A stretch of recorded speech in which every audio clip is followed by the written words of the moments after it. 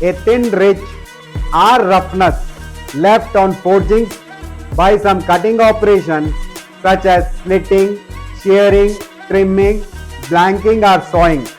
This type of small thin ridge left on the forgings is called as burr,